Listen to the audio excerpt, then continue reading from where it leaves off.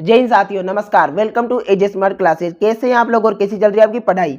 तो आज हम बात करेंगे साथियों 25 मार्च 2023 को होने वाले कक्षा 10 के सामाजिक विज्ञान के पेपर की। हाँ साथियों, आज मैं आपको एक पेपर सोल्व कराऊंगा जिसमें काफी महत्वपूर्ण प्रश्न दिए गए हैं जो सीधे आपको बोर्ड परीक्षा में देखने को मिल सकता है। अगर आपको चाहिए बोर्ड परीक्षा में सामाजिक विज्ञान में 80 में से 80 नंबर, तो आज का वीडियो लास्ट तक देख लेना, एक भी क्वेश्चन मत छोड़ना, पूरे के पूरे ध्यान से देखना साथियों। अगर आप वीडियो लास्ट तक देख लेंगे तो बोर्ड परीक्षा में आपके आएंगे 80 में से 80 नंबर, क्योंकि वेरी इंपॉर्टेंट क्वेश्चन है। पूर्णांक की बात करें साथियों, 80 नंबर का आपको पेपर देखने को मिलेगा बोर्ड परीक्षा के, क्योंकि 20 क्या होते हैं, 20 तो आपके शतरांक होते हैं जो विद्यालय द्वारा भेजे जाते हैं। तो टोटल आपको 100 में से नंबर मिलते हैं और 3 घंटे 15 मिनट यानी 3.25 घंटे का समय मिलेगा पूरा पेपर करने के लिए। तो जल्दी जल्दी कीजिएगा साथियों, क्योंकि पेपर काफी लंबा आएगा, तो आपको अच्छे तरीके से करना है। आइए सोल्व करते हैं एक एक क्वेश्चन को। बस आपको ध्यान से लास्ट तक देखना है, क्योंकि कोई भी प्रश्न अगर छूट जाता है और परीक्षा में आ जाता है साथियों, तो आपका काफी नुकसान हो सकता है। अब इसके प्रश्न नंबर 1 के कुछ पॉइंट दिए गए। सबसे पहला पॉइंट आता है, महात्मा गांधी की नमक यात्रा कहां से शुरू हुई थी। तो कहां से हुई थी आपको याद होगा, साबरमती आश्रम से हुई थी। तो साबरमती आपका इसमें एकदम राइट आंसर हो जाएगा। क्वेश्चन 2 है, वंदे मातरम गीत लिखा था। तो साथियों जो वंदे मातरम गीत है हमारा राष्ट्रीय गीत, वह किसने लिखा था। आपका ब एकदम राइट आंसर हो जाएगा, बंकिम चंद्र चटर्जी। क्या हो जाएगा, बंकिम चंद्र चटर्जी। जो बच्चे रविंद्रनाथ टैगोर सोच रहे थे वो नहीं होगा, क्योंकि उन्होंने साथियों हमारा राष्ट्रीय गान लिखा था, ना कि ये राष्ट्रीय गीत। ओके, इसके बाद हम बात करें थर्ड की, तो थर्ड को भी ध्यान से देखें। 1885 में यूरोप के ताकतवर देशों ने किस महाद्वीप को नक्शे पर लकीरें खींचकर आपस में बांट लिया था। तो कौन से महाद्वीप को साथियों, सा आपका एकदम राइट आंसर हो जाएगा, अफ्रीका महाद्वीप। ओके, फोर्थ की बात करें, निम्न में से जो उद्योग भारी उद्योग की श्रेणी में आता है, यानी साथियों जो भारी उद्योग है वो कौन सा है। तो इसमें आपका राइट आंसर हो जाएगा लो इस्पात उद्योग, जो कि क्या है साथियों, भारी उद्योग व ऊंचा उद्योग है। इसके बाद फिफ्थ है इसका, आधुनिक छापेखाने का आविष्कार किसने किया था। तो किसने किया साथियों, इसमें आपका राइट आंसर हो जाएगा योहान गुटेनबर्ग ने। किसने किया था, योहान गुटेनबर्ग ने। ओके, इसके बाद 6 क्वेश्चन की बात करें यानी 6 पॉइंट की साथियों, भारत में निम्न में से कौन सा क्षेत्रीय दल नहीं है। तो कौन सा नहीं है, स वाला, भारतीय जनता पार्टी।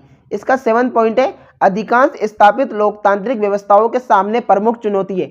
तो कौन सी चुनौती है साथियों, स अपने विस्तार की। ओके, इसका 8 पॉइंट है, भारत में निम्न में से कौन सा राष्ट्रीय दल नहीं है।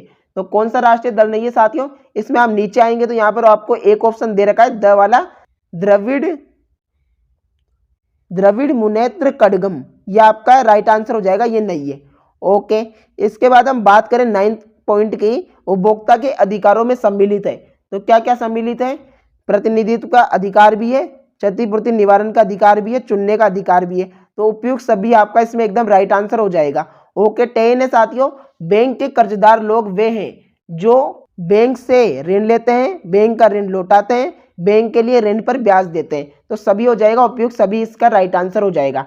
इसका 11 पॉइंट बोल रहा है, निम्न में से कौन सा संयुक्त क्षेत्र का उद्योग है। तो कौन सा है साथियों, OIL, इसमें आपका एकदम राइट आंसर हो जाएगा, ये है। इसके बाद 12 है इसका, तत्काल इलेक्ट्रॉनिक डाक यानी ईमेल किसके द्वारा भेजी जाती है। तो किसके द्वारा भेजी जाती है साथियों, सबको पता है, इंटरनेट के द्वारा। ठीक है, ओके। अब यहाँ पर रिक्त स्थानों की पूर्ति करनी है हमें, इसे भी ध्यान से देखना, ये भी काफी ज्यादा इंपॉर्टेंट है, सीधा परीक्षा में देखने को मिलेगा। नए युग का पहला प्रतीक थी। तो नए युग का पहला प्रतीक साथियों कपास थी।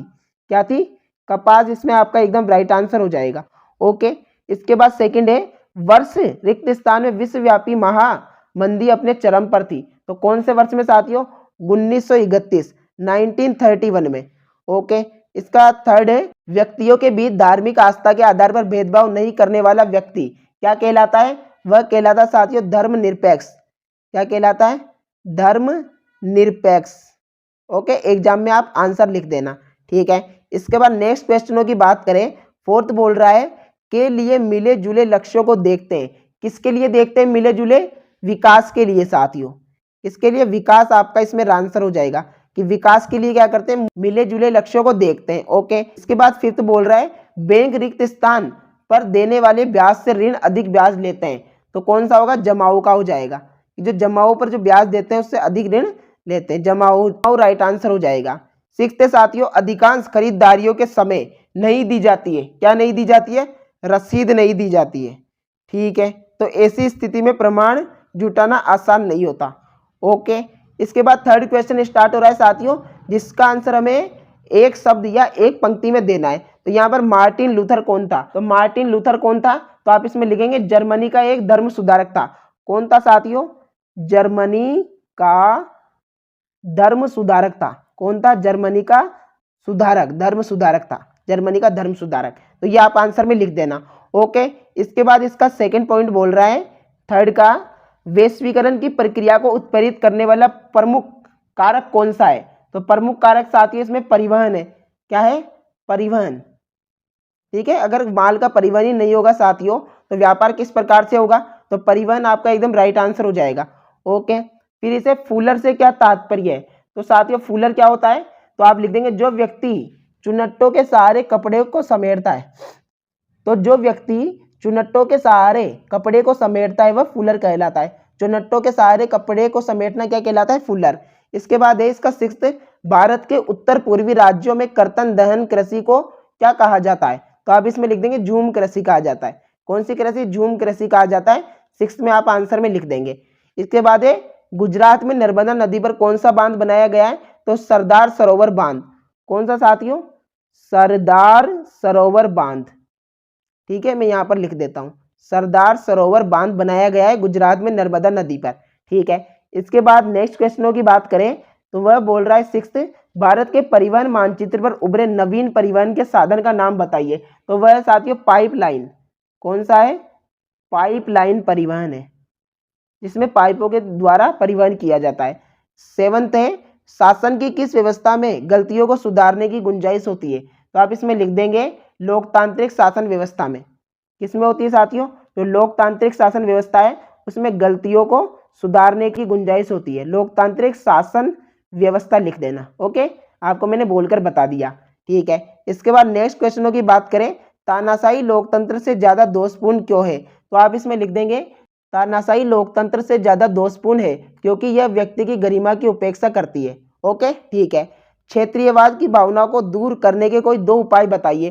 तो आप इसमें लिख देंगे, पहला, देश के सभी क्षेत्रों में आर्थिक विकास किया जाए, लोगों को इसके लिए शिक्षित किया जाए। तो ये दो आप इसमें लिख देना रीजन। ठीक है साथियों, इसके बाद नेक्स्ट क्वेश्चन की बात करें, खुली बेरोजगारी से क्या अभिप्राय है? तो इसका भी सिंपल सा आंसर लिख देंगे, खुली बेरोजगारी में लोगों के पास कोई काम नहीं होता, वे बेरोजगार बैठे रहते हैं। ठीक है, निजी क्षेत्र का प्रमुख उद्देश्य क्या है? तो अधिकतम लाभ अर्जित करना। क्या है साथियों? जो निजी होते हैं यानी साथियों जो हम प्राइवेट कोई भी काम करते हैं अपना बिजनेस, उसका प्रमुख उद्देश्य क्या होता है? अधिकतम लाभ कमाना। क्या कमाना? लाभ कमाना, यानी प्रॉफिट अधिक करना। इसके बाद इसका 12 पॉइंट बोल रहा है, धारणीय विकास से क्या तात्पर्य है? तो आप इसमें लिख देंगे साथियों, धारणीय विकास से तात्पर्य है विकास के स्तर को ऊंचा उठाना तथा विकास के उस स्तर को भावी पीढ़ी हेतु बनाए रखना। ओके, ठीक है। सरकार आपका खंड अ खत्म हो जाएगा, फिर खंड ब स्टार्ट होगा, जिसमें भी आपको काफी महत्वपूर्ण क्वेश्चन दिए गए हैं। तो आप जैसे जैसे आप इसमें नीचे आएंगे साथियों, तो पूरे पेपर में नीचे आ जाएंगे तो यहाँ पर आपको मिलेगा ग्राफ का क्वेश्चन, जो कि आपका लास्ट क्वेश्चन होगा पेपर का, क्वेश्चन नंबर 23, यानी 1 से 23 प्रश्न आपको परीक्षा में देखने को मिलेंगे। तो काफी साथियों बड़ा होने वाला है आपका पेपर, तो आपको जल्दी जल्दी करना है क्योंकि 3.25 घंटे में आपको पूरा पेपर करना होगा। अब बात करें अगर आपको ये पेपर चाहिए और आपके अन्य सब्जेक्टों के पेपर चाहिए तो आपको कैसे मिलेंगे? तो डिस्क्रिप्शन चेक करें, वहां पर आपको व्हाट्सएप ग्रुप की लिंक मिलेगी, व्हाट्सएप ग्रुप में ज्वाइन हो जाइए, आपको मेरे द्वारा वहां पर पेपर दे दिया जाएगा। धन्यवाद साथियों, जय हिंद जय भारत। ऐसे ही वीडियो देखने के लिए चैनल को सब्सक्राइब करें, और अगर आपको अन्य विषयों की वीडियो भी चाहिए इस प्रकार के तो आपको चैनल को सब्सक्राइब करके बेल आइकन को प्रेस करना होगा, ताकि जब भी हम वीडियो डालें तो आपको सबसे पहले नोटिफिकेशन मिल जाए। धन्यवाद, जय हिंद जय भारत।